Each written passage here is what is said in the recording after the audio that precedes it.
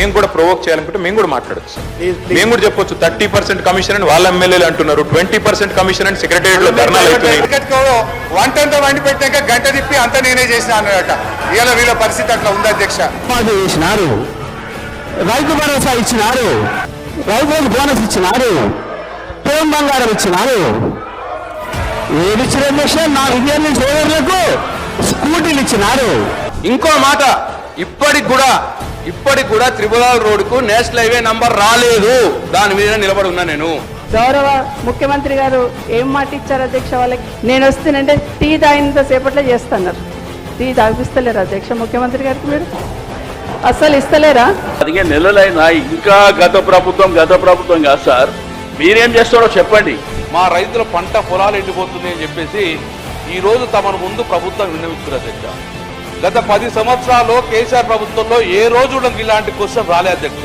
Congress mark corruption కి, Congress mark cunningness కి perfect black and white proof ఈ బడ్జెట్ అధ్యక్ష.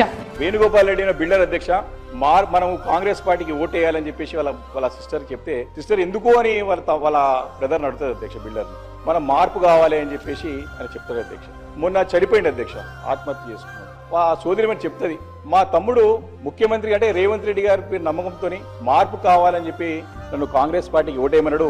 కానీ వాడి మార్పు వాని ప్రాణాన్ని తీసుకోవడం వరకు వస్తుందని చెప్పేసి మేము ఊహించలేదని చెప్పేసి తన బాధను వ్యక్తం చేసింది అధ్యక్ష. 127 గ్రామాలలో ఏ గ్రామానికైనా ఒక గ్రామానికి రండి, ఆ గ్రామంలో 100% చేసినని చెప్పేసి అంటే నేను అప్పుడే ముక్కు నేల మీద రాస్తా.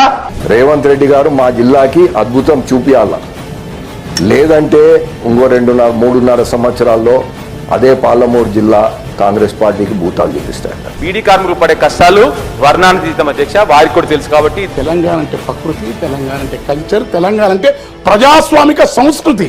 గతంలో కేసీఆర్ గారు ముఖ్యమంత్రి గారు ఉన్నప్పుడు ఆదిలాబాద్ నుండి బోధ్ అడెల్లి కొరకు 18 కోట్ల రూపాయలు మంజూరు చేయడం జరిగింది. ఇంకొక 4 కోట్ల రూపాయలు మంజూరు చేస్తే 70 కిలోమీటర్లు భారం తగ్గుతుంది, ప్రజలకు అందుబాటులోకి వస్తుంది. కాబట్టి తప్పకుండా మంజూరు చేయాలి. 107 గ్రామ పంచాయతీలలో ఏ ఒక్క గ్రామ పంచాయతీలైనా హుజరాబాద్ నియోజకవర్గం 100% రుణమాఫీ అయితే నేను రాజీనామా చేసి నేనే వెళ్ళిపోతా అధ్యక్ష. ఇది గ్యారెంటీగా చెప్తాను.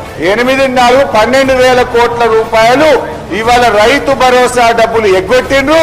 అదే 12,000 కోట్లు రుణమాఫీలో కలిపిండ్రు. అంటే 20,000లో 12,000 కోట్లు తీస్తే మీరిచ్చిన రుణమాఫీ కేవలం 8,000 కోట్లు మాత్రమే.